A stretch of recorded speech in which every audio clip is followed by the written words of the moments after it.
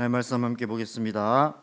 출애굽기 4장 18절에서 31절까지의 말씀입니다.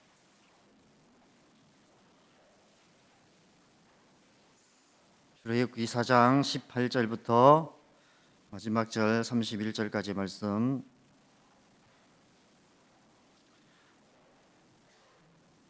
다 같이 한 목소리로 읽겠습니다.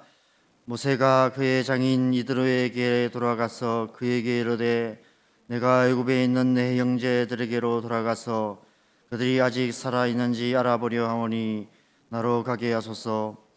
이드로가 모세에게 평안히 가라 하니라. 여호와께서 미디안에서 모세에게 이르시되 애굽으로 돌아가라. 내 목숨을 노리던 자가 다 죽었느니라. 모세가 그의 아내와 아들들을 나귀에 태우고 애굽으로 돌아가는데 모세가 하나님의 지팡이를 손에 잡았더라. 여호와께서 모세에게 이르시되 내가 애굽으로 돌아가거든 내가 내 손에 준 이적을 바로 앞에서 다 행하라. 그러나 내가 그의 마음을 완악하게 한즉 그가 백성을 보내주지 아니하리니 너는 바로에게 이르기를 여호와의 말씀에 이스라엘은 내 아들 내 장자라.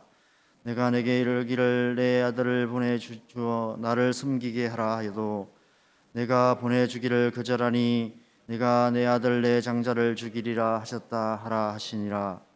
모세가 길을 가다가 숙소에 있을 때에 여호와께서 그를 만나사 그를 죽이려 하신지라. 시므라가 돌칼을 가져다가 그의 아들의 보피를 베어 그의 발에 갖다 대며 이르되 당신은 참으로 내게 피난편이로다 하니 여호와께서 그를 놓아 주시니라. 그때에 시므라가 피난편이라 함은 할례 때문이었더라.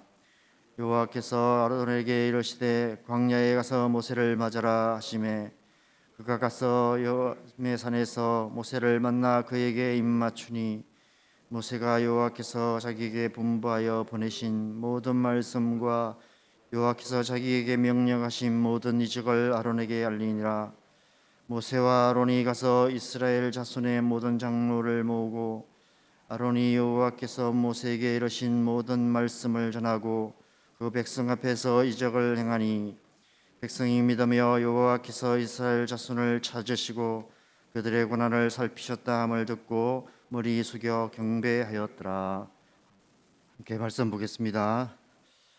드디어 무거웠던 모세의 두 발이 천천히 움직이기 시작합니다. 하나님의 명령에 순종하여 하나님께서 가라고 하시는 곳으로 향하기 시작합니다. 20절에 보면 모세가 그의 아내와 아들들을 나귀에 태우고 애굽으로 돌아가는데 모세가 하나님의 지팡이를 손에 잡았더라 말씀하고 있습니다. 20절 말씀은 출애굽기 3장 1절에서 시작하면 42절 말씀이 됩니다. 하나님께서 모세의 발을 움직이게 만드시는데 42절이나 필요했던 것입니다. 그것은 우리가 하나님께 순종하는 것이 그만큼 어렵다는 것을 의미하기도 합니다. 저도 하나님의 부르심을 받고 사역자의 길을 결단하는데 꼬박 한 2년 정도가 걸렸던 것 같습니다. 2년 동안 매일 이 문제 갖고 씨름하고 그래서 결국 결단하고 부르심 앞에 순종할 수 있었던 것 같습니다.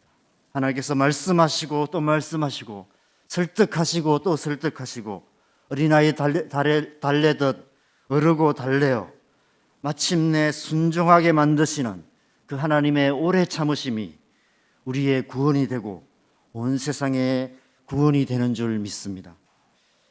그래서 하나님은 지금도 이 세상을 향해서 우리를 향해서 오래 참고 기다리고 계시는 것입니다. 오늘 본문 19절, 21절, 22절, 23절 말씀해 보면 하나님께서 그 길을 가고 있는 모세를 향해서 계속해서 먼저 말씀하고 계시는 것을 보게 됩니다. 모세의 더딘 발걸음보다 딱 한 걸음 앞서가시며 말씀으로 인도하고 계십니다. 여러분, 하나님은 어떤 분이십니까? 하나님은 저만치 앞서가시는 분이 아니라 천천히 걸으시는 하나님이십니다. 멀찍이 앞서가시며 빨리 안 따라오냐고 호통치시는 화를 잘 내는 아버지가 아니라 어린아이 아들의 손을 잡고 그 아들의 보폭에 맞춰 천천히 걸으시는 정말 좋으신 아버지이십니다. 어쩌면 지금 하나님께서는 모세의 지팡이의 머리를 잡고 앞서가시고 모세는 그 지팡이의 꼬리를 잡고 뒤따라가고 있는지도 모른다는 생각이 듭니다. 그래서 마침내 하나님께서 말씀하신 대로 그 형 아론을 만나게 되고 그 아론과 함께 이스라엘 장로들과 백성들 앞에서 하나님께서 손에 쥐어주신 세 가지의 이적을 행함으로 이스라엘 백성들이 믿고 하나님을 경배하게 되는 것이 오늘 말씀의 결말입니다. 오늘 본문은 그렇게 해피엔딩으로 끝을 맺고 있습니다. 그런데 오늘 말씀 가운데 우리가 잘 이해가 안 되는 한 사건이 기록되어 있습니다. 24절의 말씀에 보면 하나님께서 갑자기 돌변하셔서 모세를 잡아 죽이시려 하시는 것입니다. 그래서 우리는 이 말씀을 읽을 때마다 아니 왜? 라는 질문을 하게 됩니다. 도대체 하나님께서 왜 갑자기 아무 이유도 말씀하지 않으시고 이제 겨우 순종의 걸음을 내딛고 있는 모세를 죽이려 하시는 것일까? 함께 가다 보니 도저히 이놈과는 일 못하겠다 그런 생각이 드셨기 때문일까?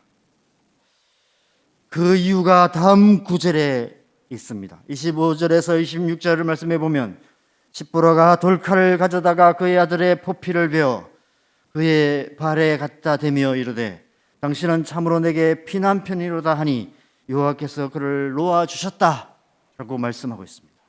하나님께서 모세를 죽이시려 하신 이유가 바로 십보라 때문이고 이 할례 때문이었다 라고 말씀하고 있는 것이죠. 그래도 저는 이 말씀을 묵상할 때마다 아무리 생각해도 잘 이해가 안 되어서 주석 몇 건을 찾아봤습니다. 그래도 만족할 만한 해답이 없었습니다. 해석하는 분마다 다 다르게 해석하고 계시고요. 어쩌면 아마 이 질문에 대한 해답은 천국 가야만 알 수 있을 것 같습니다. 그래서 저도 제 나름대로 해석을 한번 해 보았습니다. 심지어 어떤 목사님이 쓰신 주석을 보니까 그 목사님은 정권 주석을 다 쓰신 분인데 이 사건을 가지고 십보라를 마치 모세의 악기를 막는 악처였다 이렇게 역사상 유명한 악처들에 대한 이야기를 하면서 악처였다 이렇게 평가하고 있는 것도 제가 읽어봤습니다. 그분이 그렇게 평가하는 이유는 두 가지였습니다. 첫 번째는 이전 성경인 개역 한글판에 보면 25절 말씀에 십보라가 차도를 취하여 그 아들의 양피를 베어 모세의 발 앞에 던졌다 이렇게 번역하고 있습니다. 십보라가 계속 아들의 할례를 반대하다가 하나님께서 모세를 죽이려 하시자 어쩔 수 없이 아들의 할례를 행하고 그 베어낸 아들의 포피를 모세의 발 앞에 집어 던져버렸다는 것입니다. 그리고 진정으로 돌아가 버렸다는 거예요. 그래서 그런데 우리가 가진 개정 성경에는 다르게 번역하고 있습니다. 십보라가 돌칼을 가져다가 그의 아들의 포피를 베어 그의 발에 갖다 대었다라고 번역하고 있습니다. 그리고 다른 여러 가지 번역서들을 보면 이 그의 발에 갖다 대었다고 할 때 발은 남자의 생식기를 완곡하게 표현하는 말씀이라고 해석하고 있습니다. 그 얘기는 모세가 지금 하나님이 죽이려고 한다는 것은 아마 말라리아나 여러 가지 어떤 열병 같은 데 걸려서 고열에 시달리며 벌거벗고 누워 사경을 헤매고 있는 그런 상태였다고 추측해 볼 수 있습니다. 그래서 그 십보라가 그 아들의 포피를 베어 모세의 발에 집어 던진 것이 아니라 모세의 생식기에 갖다 대었다. 그래서 하나님께서 모세를 치유해 주셨다라고 해석해 볼 수 있습니다.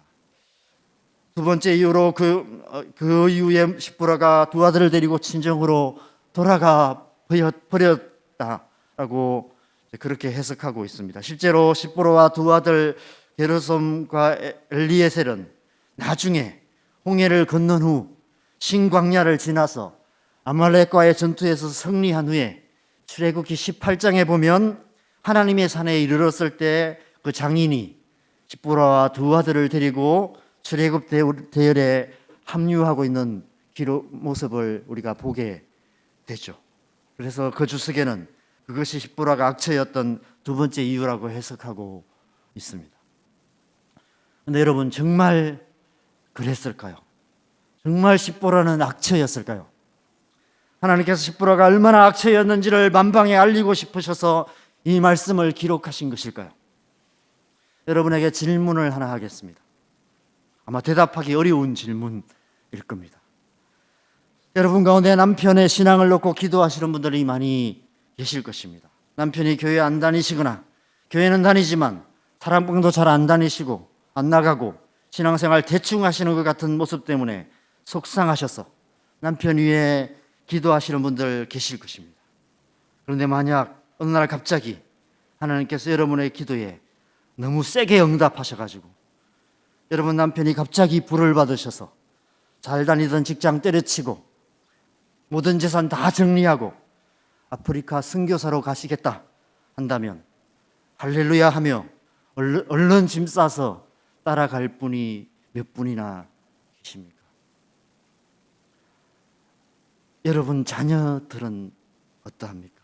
자녀들의 신앙생활 안 하는 것 때문에 기도하고 계시는 분들 많으시죠. 하나님께서 여러분의 기도에 세게 응답하셔서 연봉 1억이 넘는 시내 직장 때려치고 아직 어린 손자 손녀 젖먹이 아기까지 안고 그것도 아프가니스탄이나 파키스탄 같은 생명의 위협을 받는 그런 나라의 선교사로 가겠다 한다면 아멘 감사합니다 그렇게 하실 분이 몇 분이나 계십니까? 여러분 십보라는 어떠했을까요? 그녀는 이스라엘 백성도 아닌 하나님을 모르는 이방 민족인 미디안 족속이었습니다.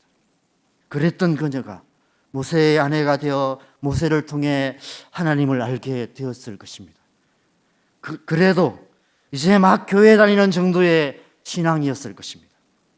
그런데 갑자기 모세가 하나님의 부르심을 받았다고 지팡이 하나 달랑 들고 그것도 자기를 죽이려고 기다리고 있는 애굽으로 다시 돌아가는데 바로를 찾아가겠다라고 합니다. 부름받아 나선 이 몸 어디든지 가오리다 찬양하며 즐겁게 따라 나설 수 있었을까요? 저는 20절에 십보라가 모세를 따라 나선 것만으로도 정말 대단한 결단이 아니었을까 이런 생각이 듭니다. 여러분 십보라는 어떻게 하나님께서 모세를 죽이시려는 이유가 할례와 관계에 있음을 단번에 알았을까요? 기록되지 않았지만 24절 앞에 모세와 십보라와 하나님 사이에 오랜 신랑이가 있었을 것입니다.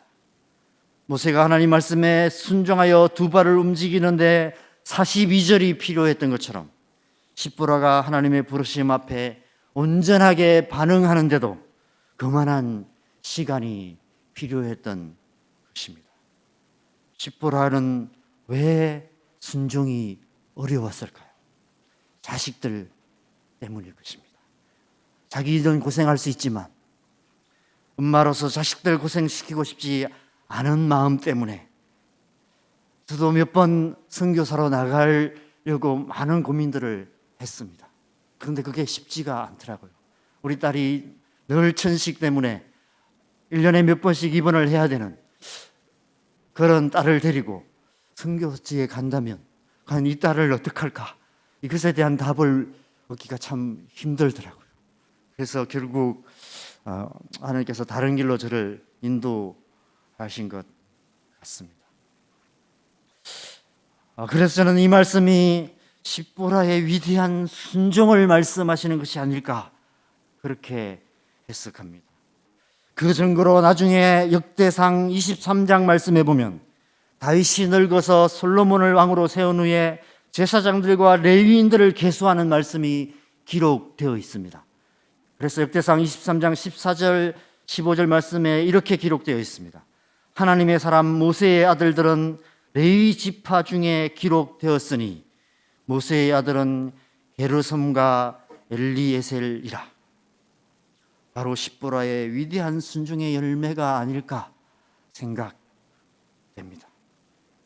그렇다면 왜 십보라가 이후에 아이들을 데리고 다시 친정으로 돌아갔을까요?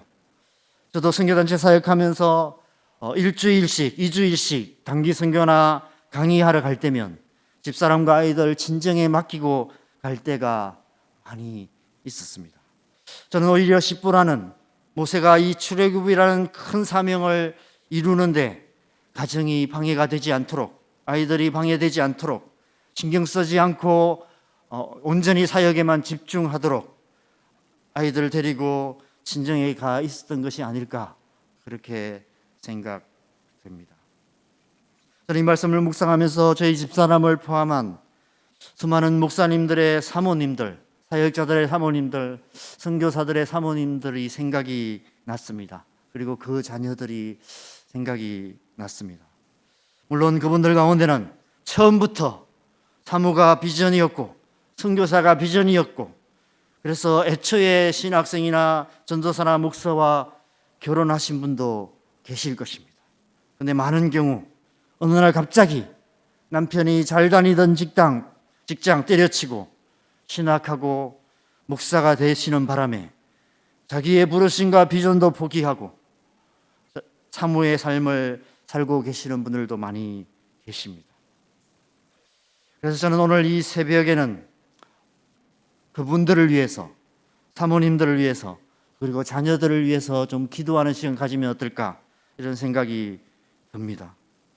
드러나진 않지만 오늘 본문의 25절에서 26절 단 두 줄로만 기록될 수밖에 없지만 그래서 많은 사람들에게 온갖 오해와 비난을 당하기도 하지만 그러나 십보라의 위대한 순종이 없었다면 모세가 그 사명을 온전히 감당하지 못했을 것입니다. 마찬가지로 온갖 오해와 눈총을 견디며 부르심의 자리를 지키시는 사모님들의 순종과 헌신이 없다면 목사님들도 하나님이 주신 사명을 감당해 나갈 수 없을 것이고 선교사님들도 그 선교 온 땅과 열방의 복음을 전하는 그 사명을 감당하지 못하실 것입니다. 그래서 오늘 새벽에는 특별히 우리 교회 사모님들을 위해 그리고 좀 자녀들을 위해서 기도하면 좋겠다 이런 생각이 듭니다. 여러분 다 알고 계시겠지만 혹시라도 모르시고 계신 분들을 위해서 제가 우리 교회 목사님, 사모님들과 자녀들의 이름을 제가 알려드리겠습니다. 잘 기억하셨다가 계속 여러분 기도하실 때마다 기도해 주시면 좋을 것 같습니다. 우리 담임 목사님 사모님은 심희엽 사모님이시고 딸 김연주, 아들 김영훈입니다. 우리 영훈이는 지금 군복무 중에 있습니다. 저의 사모는 안은선이고 아들은 박예훈, 딸 박미소입니다. 이정현 목사님 사모님은 이격희 사모님이시고 딸 이수민, 아들 이예찬, 다 고3, 중3입니다. 김영 목사님 사모님은 조혜정 사모님이고 딸 김찬미, 아들 김찬양, 김찬웅입니다. 우리 청년부 오창훈 목사님 사모님은 이기쁨 사모님이고 아들 오주원, 딸 오세롬, 그리고 막내 아들 오하진입니다. 막내가 아닐 수도 있습니다. 앞으로 하나님이 얼마든지 더 주실 수 있기 때문에요.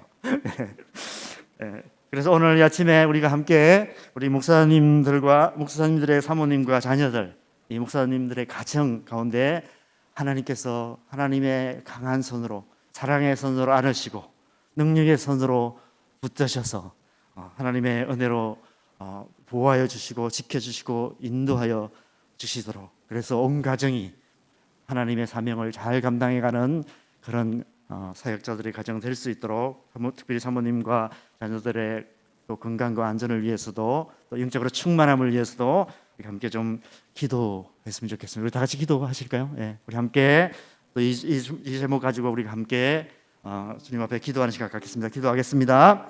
하나님 아버지, 아침에 우리가 주님의 은혜를 구하며 특별히 주님 하나님의 부르심에 순종하여서 부르심의 자리를 지키고 계시는 사모님들을